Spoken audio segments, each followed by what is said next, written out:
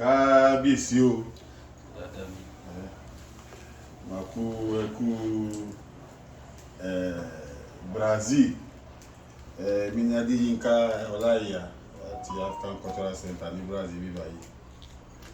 Kábíyèsí wa. Kábíyèsí o. Kábíyèsí Apomu. Ẹ ṣé sórí ètò Adeyinka àti Yorùbá ní Brazil. Níwá lẹ́gbẹ̀ẹ́ wa náà ni Ọba Ogboni Adekunle Aderonmu. Ẹ káàbọ̀ sórí ètò wa yìí o. Ẹ ṣeun gidi gan ni. Ìṣẹ̀ṣe yóò máa pè wá o.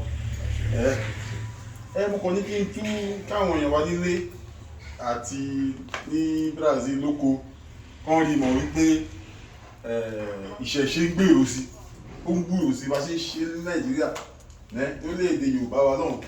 Àwọn ọmọ wa, àwọn èèyàn wa ní Brazil, àwọn náà ń ṣe. Ó tó jẹ́ mẹ́ta tẹ́ ti wà ní Brazil, ìbàdàn ti bá wa ṣe ọdún àwọn ènìyàn dúdú, àwọn ọmọ wa, àwọn Yorùbá orílẹ̀-èdè Brazil. Kábíyèsí, ǹjẹ́ bẹ́ ṣe rí ìṣẹ̀ṣe ní Brazil bó ṣe gbòòrò, ǹjẹ́ ẹ rò pé bó ṣe ń lọ yìí wọ́n á ṣe tó ti Nàìjíríà àbí wọ́n ti kọjá ti Nàìjíríà ni? Kò sí pé bóyá wọ́n á ṣe tó ti Nàìjíríà bí wọ́n á ṣe kọjá Nàìjíríà. Ilẹ̀ Yorùbá ló ní ìṣẹ̀ṣe, ilẹ̀ Yorùbá ló ní òòṣà. Àwọn tó wà nílùú Brazil, àwọn ọmọ Yorùbá tó jẹ́ pé orí ló gbé wọn dé ilẹ̀ Brazil. So gbàtọ́ dẹ̀ dé ilẹ̀ Brazil kan tó débí, kò sẹ́sìn kankan láyé ju ìṣẹ̀ṣe lọ. Kò sí mùsùlùmí, kò sí ẹ̀sìn ìgbàgbọ́. So ibi tó ń bára wọn, ẹ̀sìn bàbá ńlá bàbá wọn tó wà lọ́wọ́ wọn náà mú débẹ̀, òun náà tó ń múlò bí. So kò sí pé bóyá á ju ti ilẹ̀ Yorùbá lọ tàbí pé kò ní tó ilẹ̀ Yorùbá, torí pé bó ṣe ń pe Ṣàngó, tó ń pe Ọbàtálá, tó ń pe Ọ̀ṣun, tó ń pe Ògún, tó ń pe Ọya nílé, òun náà ń pe bí. Èdè ló kàn yàtọ̀. Kò sí pé bóyá ẹ ṣeun kábíyèsí o. Ẹ jọ kábíyèsí wa àwọn ni Ọba Apomu. Ẹ jọ mo fẹ́ kẹ́ kó sọ díẹ̀ nípa ìlú ọ̀dọ̀ yín yẹn fún wa, kí àwọn tí ó wà ní Brazil àti àwọn tó ń wò wá kán tẹ̀ mọ̀ ibi tí ìlú ń wà. Ọba tẹ́ jẹ́, kí ni ohun tí ẹ ní lọ́jọ́ iwájú fún ìlú Apomu àti orílẹ̀-èdè Brazil? Ṣé ẹ ní lọ́jọ́ iwájú pẹ̀lú ohun tẹ́ rí níbí báyìí, wọ́n ṣe gbé lárugẹ? Ǹjẹ́ ẹ rò pé lọ́jọ́ iwájú ẹ máa wá nǹkan méjì mẹ́ta tí ó pa Brazil pọ̀ mọ́ ìlú ọ̀dọ̀ yín ká tó máa gbé ìṣẹ̀ṣe lárugẹ? Inú mi dùn láti wá sí ìlú Brazil. Ìlú Apomu wà ní ìpínlẹ̀ Ọ̀ṣun ní orílẹ̀-èdè Nàìjíríà. Ìlú Apomu ní olú ìlú ìjọba ìbílẹ̀ Ìṣọ̀kan. Apomu jẹ́ ìlú ìṣẹ̀ǹbáyé tó sì ti wà tipẹ́tipẹ́. Ó jẹ́ pé tó bá ń ka ìlú tó wà ní ayé ìgbà náà, tó ń sì máa ka Apomu mọ́, àwọn tó máa ka Òkun Ọwọ́. Ìyẹn ní ẹlẹ́kejì. Apomu pẹ̀lú àwọn èèyàn wa tí wọ́n tà lẹ́rú tó wà ń bí, ó ní í ṣe.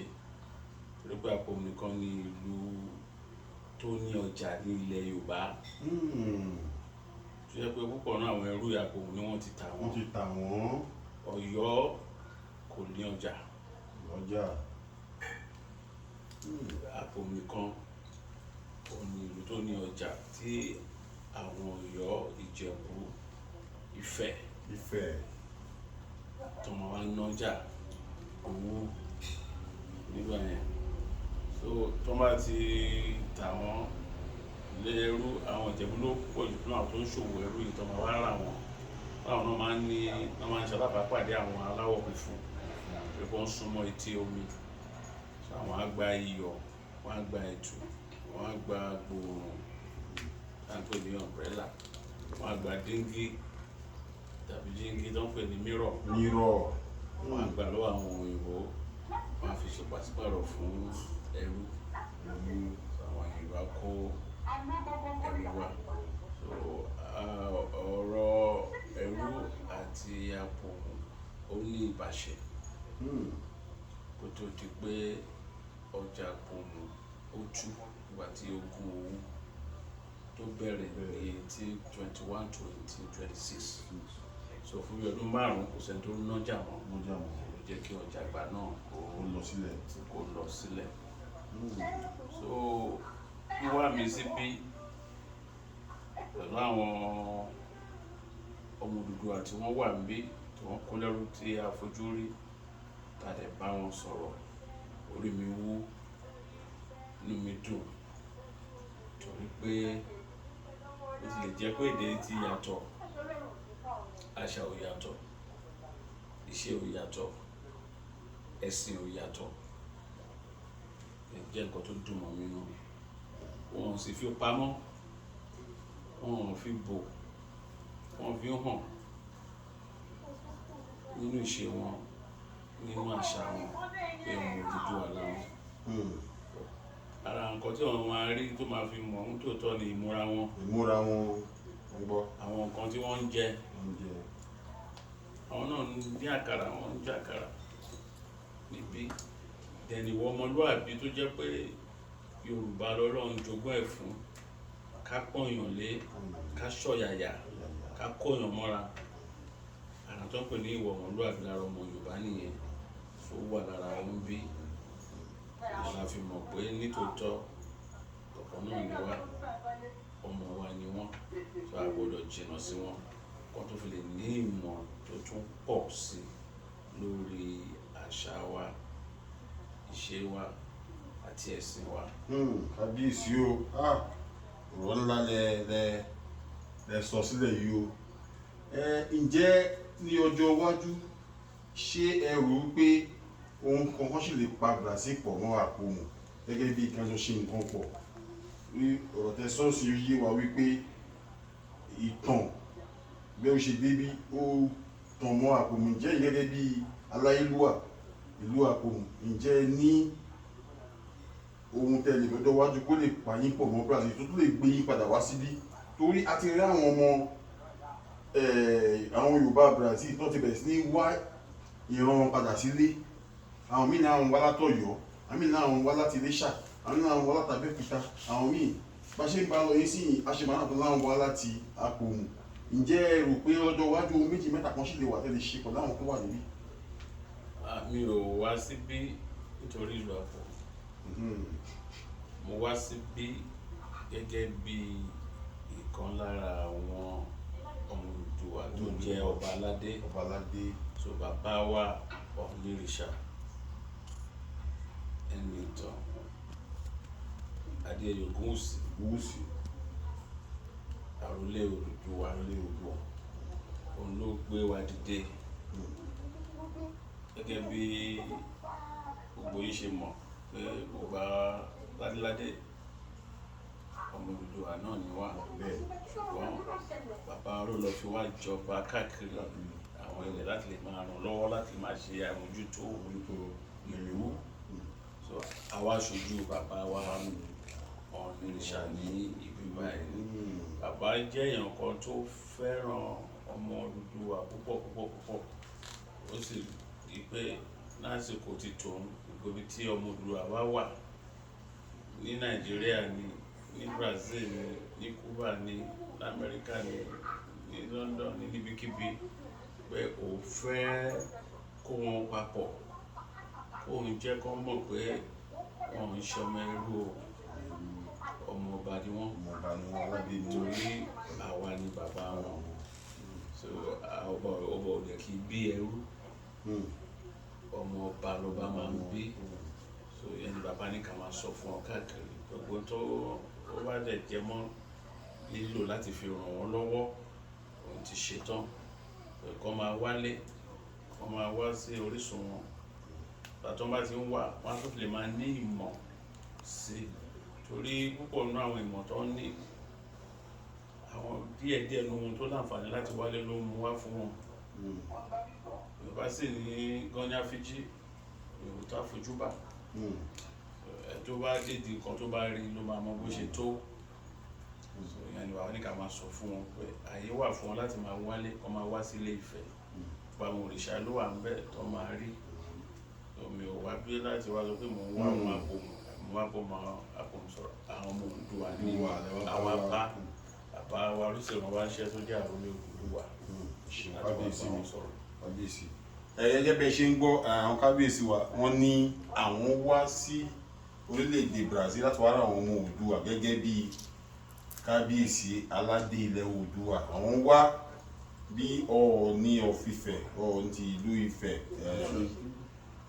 aṣojú kábíyèsí wa onírìṣà, pé àwọn ni wọ́n ní pé àsìkò ti tó, wọ́n gbé wọn dìde kán wá síbí láti wá ṣojú wọn pẹ̀lú àwọn ará Yorùbá, àwọn Yorùbá orílẹ̀-èdè Brazil.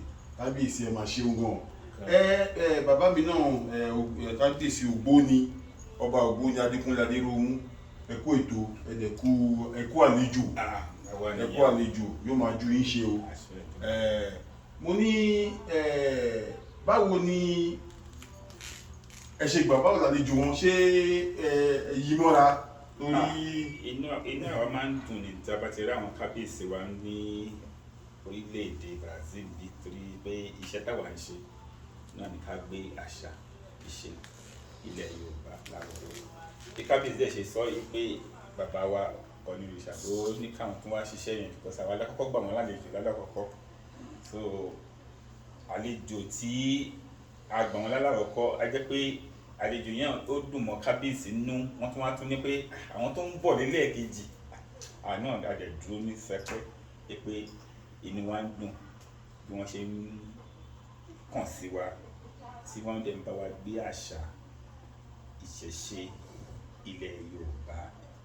Wọ́n dẹ̀ ń kó gbogbo àwọn ọmọ Odùduwà jọ nílé lóko láti lẹ́yìn odi. Inú wa dùn bàbá rí àwọn bàbá wa tí wọ́n wá kí wa lẹ́lẹ́ẹ̀kejì. Ìṣèlú dàbí ìgbà tó yẹ pé kí wọ́n sì dúró tì wá, wọ́n máa bá wa polongo bí orílẹ̀-èdè ìlú Yorùbá bó ṣe máa tún ládùn, tó máa lárinrin tí ìṣe àṣà wà tó máa. Ẹ ṣeun kábíyèsí. Lọ́tùn mi ni kábíyèsí aláyélúwà ọba Apomu tó wọ́n ṣaṣojú bàbá wa onírìṣà ní orílẹ̀-èdè Brazil. Níwájú mi náà tún ni ọba Ogboni Adekunle Aderonmu táwọn jẹ́ tiwa ní orílẹ̀-èdè Brazil. Àwọn náà ló ń gbé ẹ̀sìn àti àṣà àti ohun tó jẹ́ àjọmọ́ ìṣẹ̀ṣe tó ń gbé lárugẹ. Kábíyèsí, mo fẹ́ kẹ́kẹ́ kí àwọn èèyàn wa tó wà nílé, ẹ kí kábíyèsí wa nílé, ẹ bá wa ránṣẹ́ sí wọn, ẹ jọ̀ọ́. Mo kí gbogbo ẹ̀yin ọmọ Odùduwà tó wò mí káàkiri àgbáyé. Ojú tẹ́ fi ń wò mí kò ní fọ́ o. Àṣẹ o, àṣẹ o, àṣẹ o. Ní agbára Ọlọ́run Èdùmàrè, ẹ̀yin tẹ́ wà ní ìlú òkèrè láyọ̀ lẹ máa wá délé o. Àṣẹ o, àṣẹ o. Ẹ ní gbé sáájú o. Àṣẹ o. Ẹ kẹ́rù wálé lágbára Àṣẹ o. Ọlọ́run. Àṣẹ o. Òwà tí ẹ bá fi wà ní àwọn ìlú tí ẹ wà lágbára Ọlọ́run, àyà máa gbà yín o. Àṣẹ o, àṣẹ kábíyèsí. Mo fi ẹnu bàbá mi onírìṣà àrólé Odùduwà Ẹnìtàn Adéyẹyè Ògúnwùsì, mo fi kí gbogbo yín, mo sì tún fi ṣàdúrà fún yín pé ní agbára Ọlọ́run ọba Odùduwà á gbé ẹnì kọ̀ọ̀kan wá o. Àṣẹ o, àṣẹ o, àṣẹ o, àṣẹ bẹ́ẹ̀ o. àṣẹ o, àṣẹ o, ẹ ṣeun. Pẹ́ bó ṣe yá, kábíyèsí, ṣé ẹ ṣetán láti gba onírìṣà lálejò agbọ́kọ́ tó ń báwọn náà ń bọ̀? Àbẹ́ àwa la àti wọ́n tètè ń pẹ́ jù wọ́n ti pẹ́ jù kábíyèsí ti pẹ́ jù à ń retí wọn à ń retí wọn kábíyèsí o à ń retí yín o ní oṣù kẹta ọdún tẹ́lẹ̀ ń bọ̀ àwọn gbogbo ọmọ yín pátápátá kábíyèsí wọ́n jíṣẹ́ yín inú wa dùn ara wa yá pé ẹ tún ń bọ̀ lẹ́lẹ́kejì ẹ ti kọ́kọ́ lálàkọ́kọ́ ẹ tún ń bọ̀ lẹ́lẹ́kejì bẹ́ẹ̀ àwọn àrètí yín. ẹ ṣeun o kábíyèsí o èmi ni Adeyinka Olaiya ẹbí náà ó kí yín o kábíyèsí wa onírìṣà àwa Brazil à ń kí yín o ẹ ṣeun o yóò máa jú wa ṣe o kábíyèsí o. sẹ́ni kábíyèsí o kábíyèsí.